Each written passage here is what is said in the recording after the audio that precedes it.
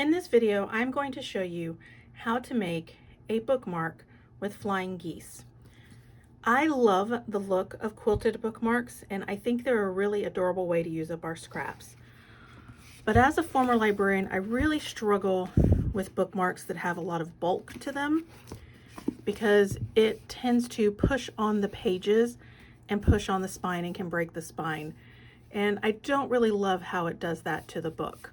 So I found a bookmark that actually uses a piece of elastic, and you can put the pretty quilted part on the outside and then use the elastic to hold your space on the inside. So I could do this, and then it holds my space, and I have this pretty bookmark on the outside, and you can see that doesn't create a lot of bulk there, and I don't have to worry about my spine getting broken or messed up.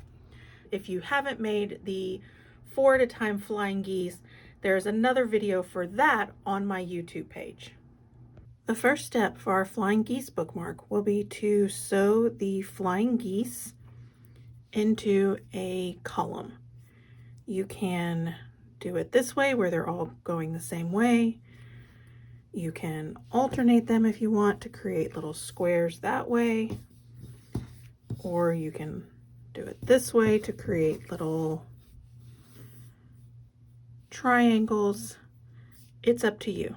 I'm going with the simplest way, and I'm just going to sew them all going the same direction. So this is how my bookmark will look. Now I'm going to assemble my bookmark. I have sewn my flying geese in order, and they measured 8.5 by 4.5. I've cut a backing piece that is also 8.5 by 4.5, and I have cut a piece of batting that is 8 by 4 because I want it to come in just a little bit. It'll make it easier to turn my bookmark.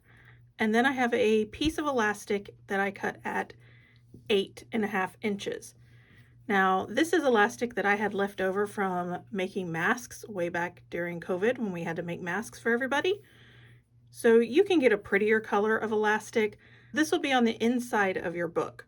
So I don't mind that it's not a pretty color. It's not really going to be visible.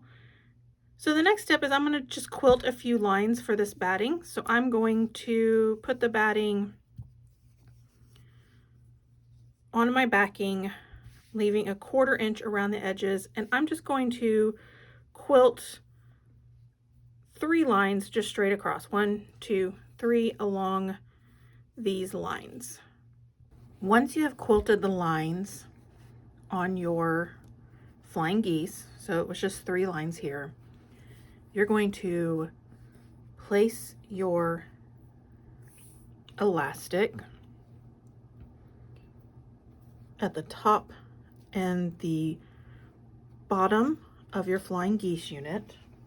I'm going to use a pin for now to help hold it in place.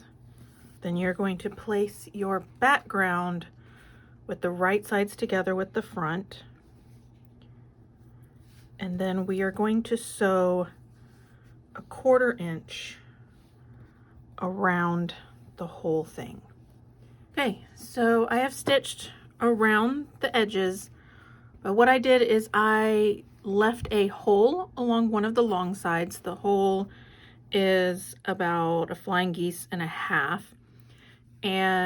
I also back stitched over this part where the elastic is, just to really hold that elastic in place. So I sewed, went back, and came back on both ends.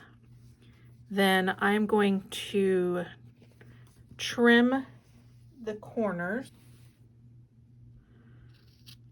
and turn it right side out. Now I also back stitched at the beginning and the end here so that all my stitches didn't pop out when I turned it. And we're just going to flip. Now it flips pretty easily because I didn't make that batting go all the way to the edge, so it's pretty easy to get those fabrics to turn under, and then I'm going to just use my fingers to try to pop these corners out a little bit. You can also use a needle turner. You don't want to push too hard because you don't want to accidentally pop a hole. Don't use anything too sharp. And then I'm going to press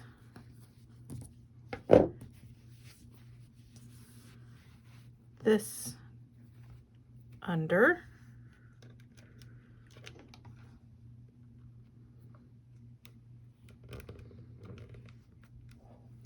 And press all of this.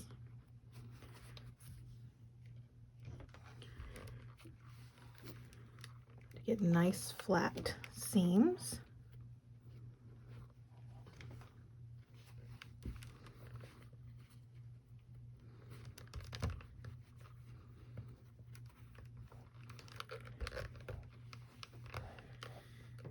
And then I will top stitch along these edges. All right, so here we have it. I have finished stitching around the 4 sides, and stitching along the top edges helped to close up that open edge, so that stitched everything closed. And now I have my bookmark on my book. I use the elastic to hold my place, and that is how you make a flying geese bookmark. Remember, if you need to make 4 at a time flying geese, there is another video for that on my YouTube page.